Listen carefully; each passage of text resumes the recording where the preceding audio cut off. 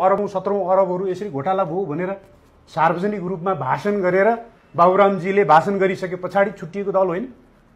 अनि अझै पनि त्यही प्रचण्ड नेता भनेर ताली बजाएर हिँड्नु भएको छ। ठिक छ, तपाईहरु माओइस्ट एउटा विचारलाई मान्नुस्, म पनि मान्दछु, राजनीतिक विचारहरू हुन सक्छ मान्छेमा। के माओइस्ट विचारलाई धुमिल गरिएको छैन प्रचण्डबाट? यसलाई एकदमै दूषित बनाइएको छैन? तपाईहरु सही माओवादी साथीहरू हो भने त्यो माओवादी सिद्धान्तलाई उहाँले बरकरार राख्नु भएको छ? छातीमा हात राखेर भन्नुस् त माओवादी साथीहरू। त्यसरी नै म आएँ, कांग्रेसमा आएँ। कांग्रेसको सधैँ शेरबहादुर, पटकै पछि शेरबहादुर, जसले कुनै निर्णय नै लिन सक्दैन, जसमा कुनै सोच र समझ नै छैन टाउकोभित्र, त्यस्ता मान्छेलाई तपाईहरुले नागरिकै भएर हो त रोजेको? राजा आए रैती हुन्छ भन्ने कांग्रेसीहरू? तपाईहरु भेडीगोठ भित्रका दासहरू बनाइएको छ। तपाईहरु त्यो दासताभित्र नबस्नुस्, त्यो भेडीगोठको रेखा तोड्नुस्, नागरिक भएर देश जोगाउन आउनुस् भन्ने मान्छे हो हामीहरु। कांग्रेसका बनाई ल यो कुरामा गल्ती छ? अब एमालेतिर आउनुस् त।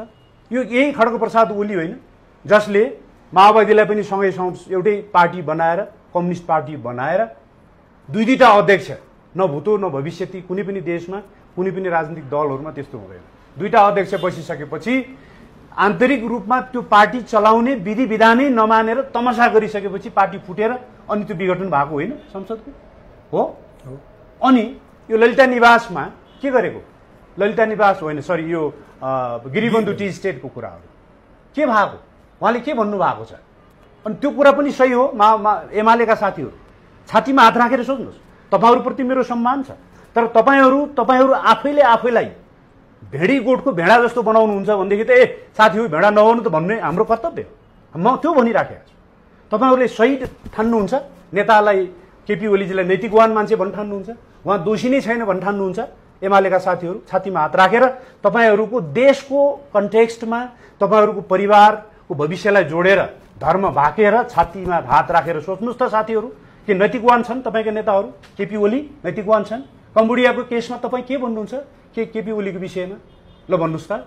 कम्बोडियामा दुर्गा प्रसाईले यो यसो भएको हो, यसले पैसा जम्मा गरेको छ भनेको भोलिपल्ट पर्सिपल्ट मान्छे पठाएर त्यहाँ मिलाइयो होला। यदि ठिक छ दुर्गा प्रसाईले अन्टसन्ट बोल्ने मान्छे हो भनेर तपाईहरुले लिनुभयो होला, हामी त्यो लिँदैनौँ। दुर्गा प्रसाईले जे कुराहरू सार्वजनिक गरेका छन् भ्रष्टाचारको मामलामा, उसले देशलाई गुण तिरेको छ वास्तवमा।